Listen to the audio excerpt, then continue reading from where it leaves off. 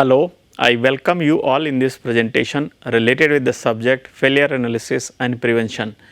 And in this presentation, I will be talking about the failure mode and effect analysis. So, as the name appears, the failure mode and effect analysis. Uh, According to the name, we try to identify the failure modes and thereafter their effects are analyzed. But actually the FMEA is much more beyond this, means much more beyond the identification of the modes of failure and their effect on the functionality of the process or functionality of particular product or software, to see the ways by which it can fail or what will be the consequences and effects. What it also analyzes the causes which are leading to the particular failure mode and how frequently these will be occurring. So, means the occurrence. So, the effect is analyzed in terms of the severity and causes and the way by which these are occurring, the different causes and the frequency of the causes is identified in terms of the occurrence and ability of the system to detect the possibility of failure is based on the control systems which are there with the product or with the process which is being considered. So, we consider the detection levels for the possibility of the failures. So, apart from analyzing the modes of failures and its effects, it also considers the causes which will be leading to the various failures through the different modes and ability of the system to detect the possibility of failure through different modes is also considered, and in combination of these three factors, severity with regard to effect of a particular failure mode, the tendency of occurrence or the frequency of occurrence and the ability to detect. These three aspects are clubbed together actually in FMEA to see the things that should be given importance, the kind of action which should be there in order to reduce the possibility of the failure of a particular process or the product or the software in which it is being applied. So, so this is the scope of the FMEA, and if we go what is the failure mode? Failure mode is about the way by which or the ways by which a component, assembly, product, process, etc. can fail to perform its function. So, these are the different ways, like there can be product A which can have the tendency to failure through the different ways.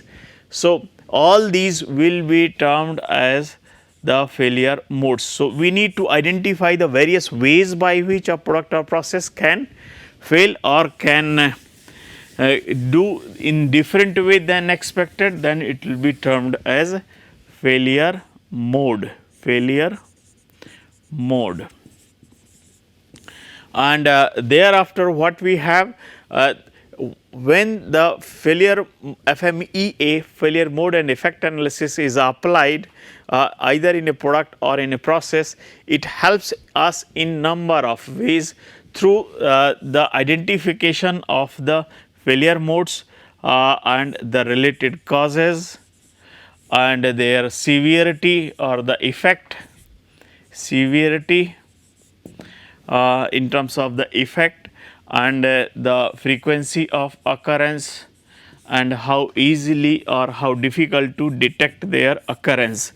So, when this approach is applied either for any process or for product, then it will be leading to the certain benefits, and these benefits may be in terms of the like the methodology of the means the FMEA facilitates the process improvement, means if we are applying for in the FMEA is being applied for a process, which means that it will be able to see what are the various ways process can fail, or what are the various modes of the failure for a given process, so that we can identify what are the different aspects which must be taken care of in order to avoid its the failure of the process. So, when the FMEA is applied to a process, it helps in the process improvement. Means process improvement means it will be able to, the process will be able to deliver the things or the goods with much closer variation, much lesser variation and more uniformity for the given kind of the product. So, when the process is improved, it results in the better output and reduced rejection. So, yield actually with the process improvement increases. The second thing which the benefit which is obtained, say if it is applied for the product, then the possibility for the failure of the product is reduced. So, it is always good that if FMEA is applied at the design stage, so that it can take care of the various ways by which a product can fail, and so the failure tendency for the product during the service is reduced, and that in turn helps in improving the quality of the product and the customer satisfaction. So, with regard to the failure, it helps in improvement of both products and processes when these are applied. Similarly, if it is applied in the softwares, so it will help in improving the quality or the way by which software can work during the service of after the development. The second thing, it also helps to identify the various ways by which various causes which can lead to the failure of the product and processes. So, it helps in elimination of all possible causes which can occur, which can be the reason for the failures. So, causes for failure modes are taken care of for a particular process or the product. So, once these are eliminated, automatically or the product or the process or the software is improved. And since in this case in FMEA we are eliminating the possible causes for the failure modes, and which in turn leading to the improvement in product and processes, and this in turn helps in prevention of possible failures, prevention of the possible failures. So, this is what is the net benefit, that possibility of the failure of the component is reduced because it helps in taking care of all possible failure modes through the preventive measures. What kind of approach is used in failure mode and effect analysis? There are certain very simple steps like whether it is a particular product or the process. So, which is being considered for the FMEA, then we need to identify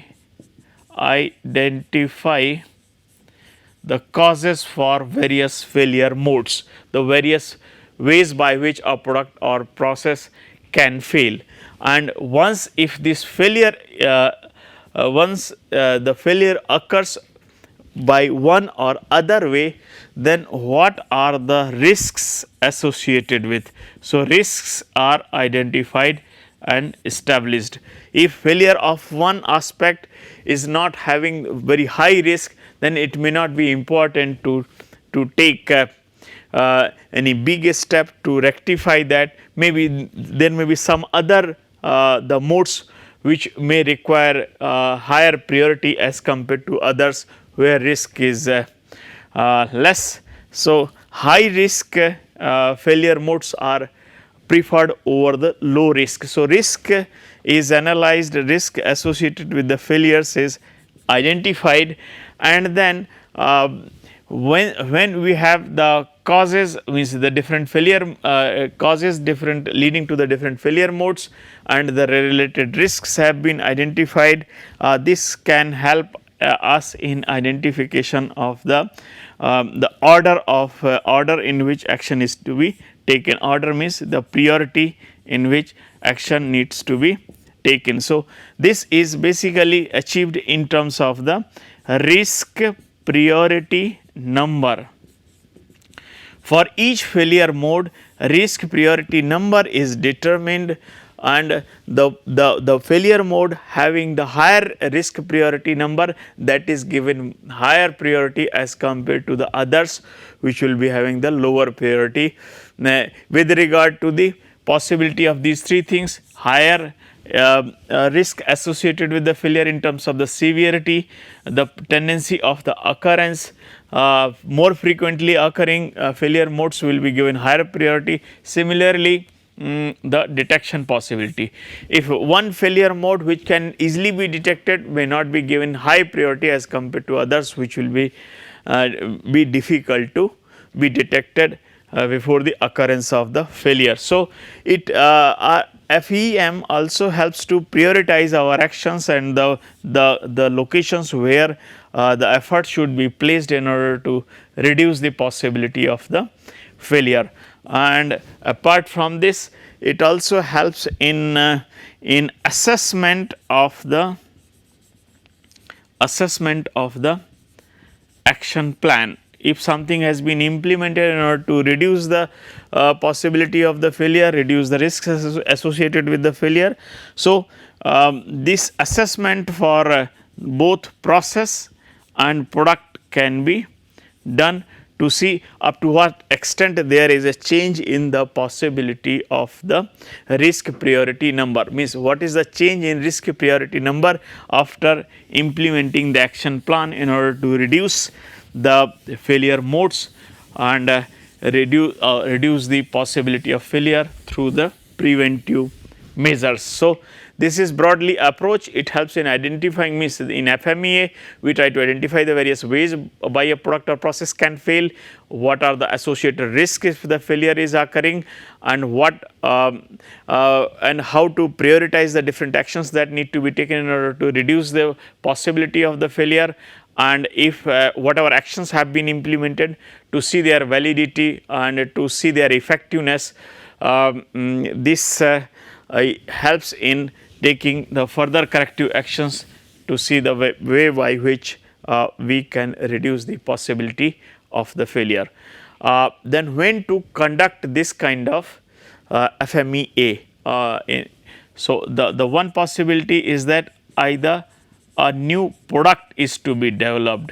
So, when a new product is being developed, we need to see what are the various ways by which a product can fail. So, if that is explored in the different ways, and the possibility of the severity, possibility of occurrence, and the possibility of the control systems is checked closely to see whether we will be able to detect the failure tendency or not. What will be the possibility of the occurrence for a particular failure mode, and what are the various causes which can lead to the different types of the failure modes. So, that these features can be incorporated in such a way that new product will have the minimum possible failure tendency. Second is that when the new design or new product is to be made. Second is when the modification is made in the existing design, modification in existing design. Third is the when the existing product or process is applied for new application. Means a product or process may have very good record of the performance in one set of the conditions, but when it is applied for the different set of conditions, we need to again relook into the way by which the given product can fail under the new set of the service conditions or in the new set of the applications.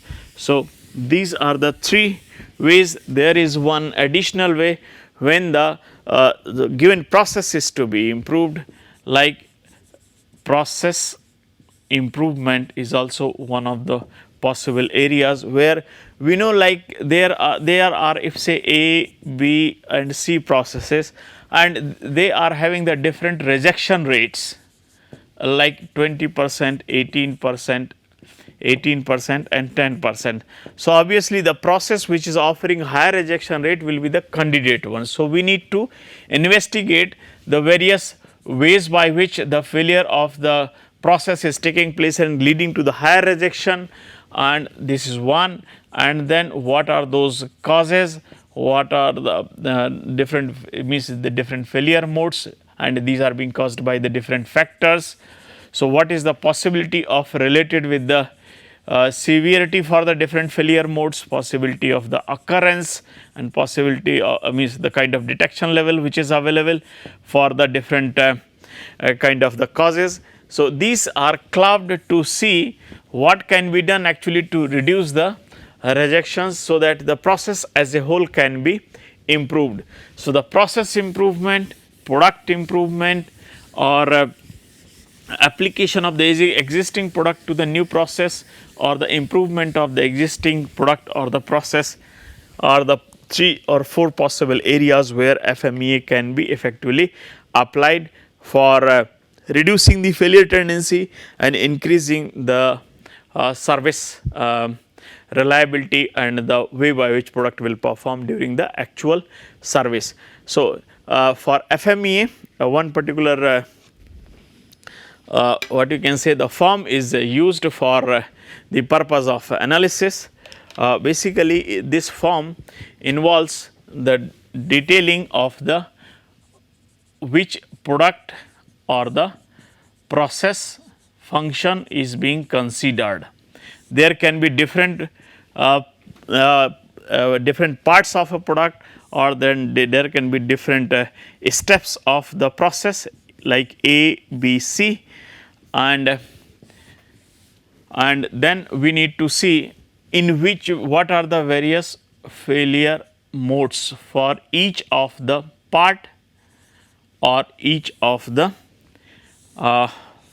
step of the given process. So, failure modes are identified for process A, for process B, for process C, or for part A, part B, part C of a particular product.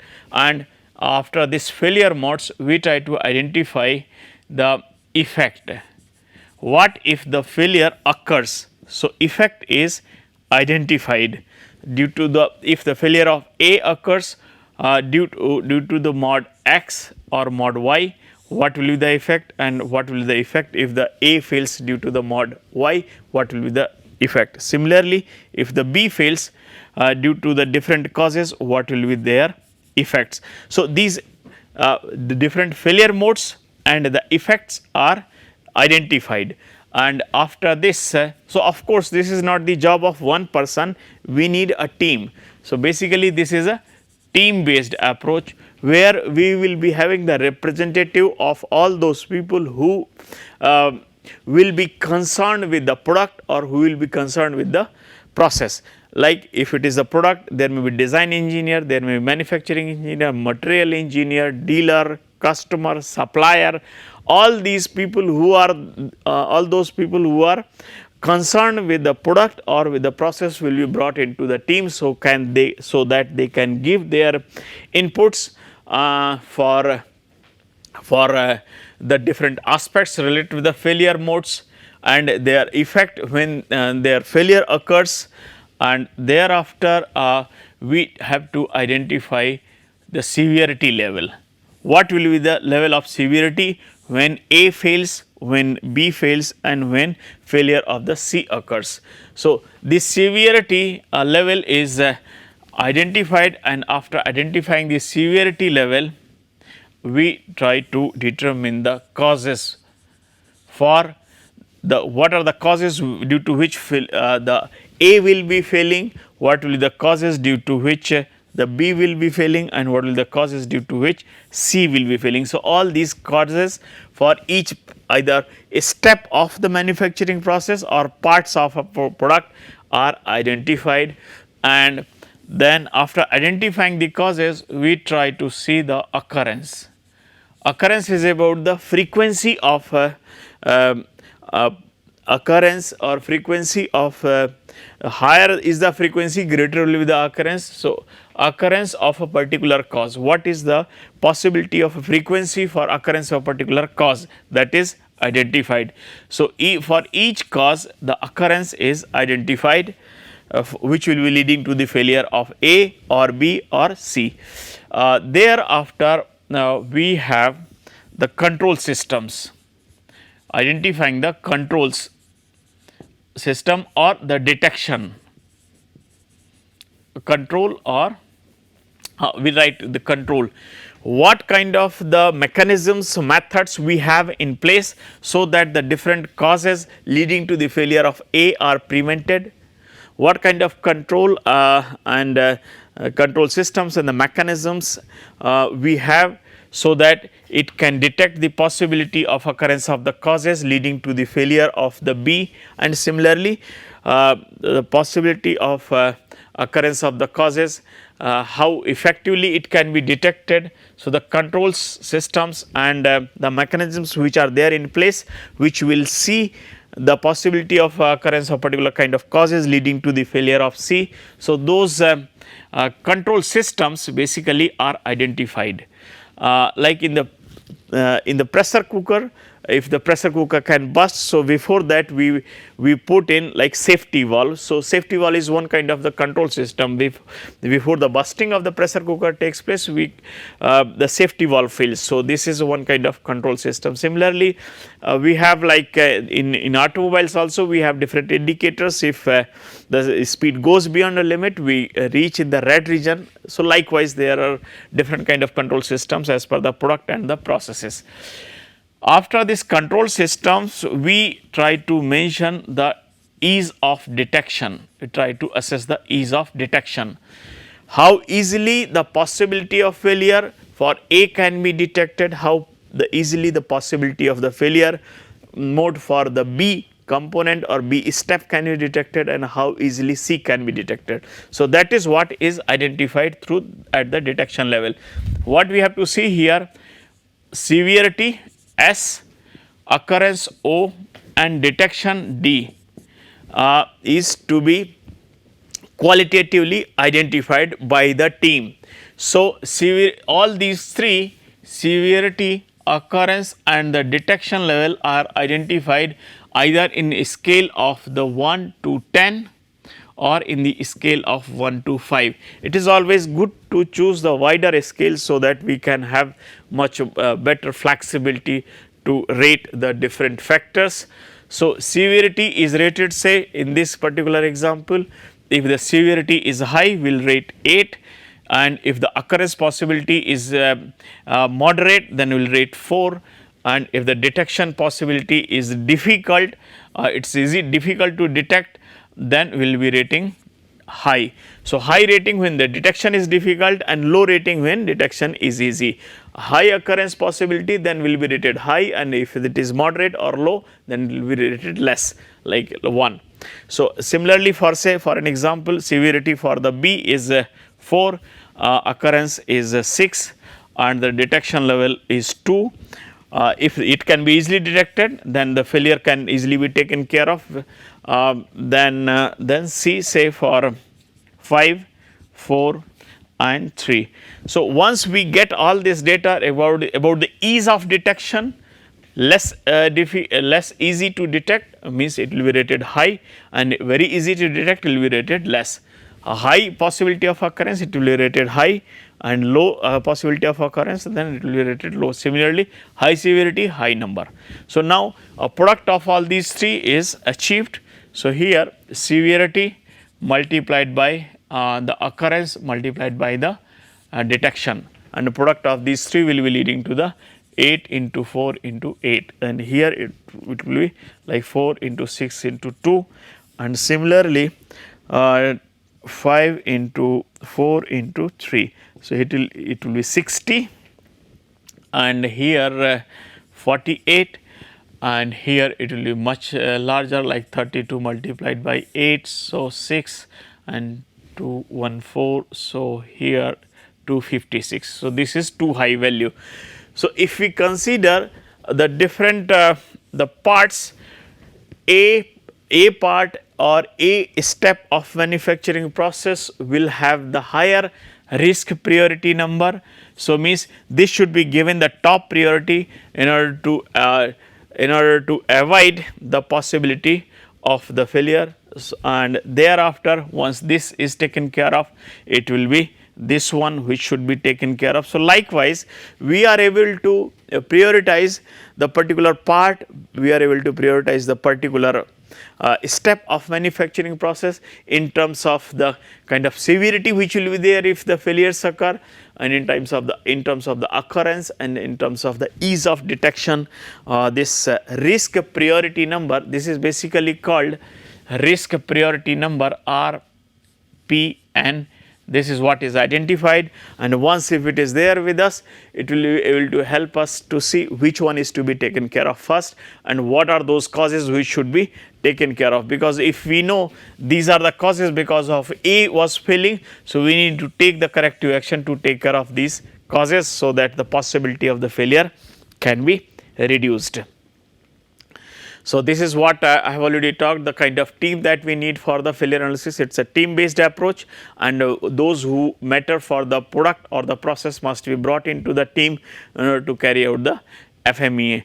Procedure of the failure analysis is a simple one, wherein for each input function we need to identify the ways by which things can go wrong, and then we try to determine the different failure modes and the severity for each severity level for the each effect which will be there due to the failure, and then potential causes for the failures are identified and their occurrence level is determined, and thereafter we also try to see what kind of control systems we have to detect the possibility of the failure. So, the detection level is also identified, and based on these three, the severity, occurrence and reduction level, we determine the risk priority number, and based on that we try to develop the recommendation for the actions on the different aspects that should be taken care of in order to reduce the risk priority number for the different parts and different steps. And once the action is taken, we again try to repeat the same thing in order to find the kind of change in RPN is taking place, so that the further corrective action can be taken in order to avoid the possibility of the failure. So, this is what is there in severity is about the importance of the effect on the requirements. If the requirement is very adversely affected by a particular product or the process, then it will be rated high, and occurrence, if it is high, like frequency with which a given cause can occur, if it is high, then it will be rated a high rating will be given, and this will be based on, this can be based on the possibility of the means the data from the history of the product. And detection level is about the ability of the current control scheme to detect and then prevent the given cause, and it may be difficult for especially when the new process is being developed or new product is being developed, because we may not be sure really what are the ways by which it can go wrong. And then the rating scales, as I have said, the two types of rating scales are used, 1 to 5 or 1 to 10. 1 to 5 scale is easier for the team to work when, but it the larger scale offers the much better precision in terms of the flexibilities and the kind of ratings which can be given. And then just to reiterate, severity rated is as 1 if it is not severe, and rated as 10 if it is very severe. Similarly, occurrence 1 not likely, and 10 for very likely, and similarly the detection level very easy to detect 1 and not easy to detect, then 10 rating is given. So, this is how risk priority number is obtained, wherein severity multiplied by occurrence multiplied by detection, this gives us the risk priority number. Now, I will be talking about one particular example here. This example is basically related with the front seat belt installation. So, the one function is like select the wrong color seat belt, severity for because of this is a moderate, so it is 5, and the possibility of the occurrence is also low, so it is 4, and the probability for the detection is also means the possibility to go wrong, means to select wrong color is also less. So, 3 rating is given and the RPN is coming 60. Seat belt bolt not fully tightened. If it is not fully tightened, then risk is high because the possibility of the injury in case of the seat belt. So, severity is high and the possibility of occurrence is less. So, it is rated 2, but the kind of the tightness which is there is difficult to detect. So, it has been rated high like 8. Similarly, trim cover clip misalignment, the kind of misalignment possibility, the severity related with this is less, occurrence possibility is less, and similarly the detection possibility, it is easy to detect if it is misaligned. So, again the risk priority number for the third factor is 24. So, if we see these among these, the second needs more careful attention about, especially about the tightening of the nut bolt because its detection is difficult and the severity is high. So, this one is to be taken care of first. So, likewise there can be many other examples for applying the FMEA approach. Now, here I will summarize this presentation. In this presentation I have talked about the basics of the failure mode effect analysis, when it is to be applied, what are the benefits of the FMEA and what are the procedural steps for carrying out the FMEA for a product or for a process. Thank you for your attention.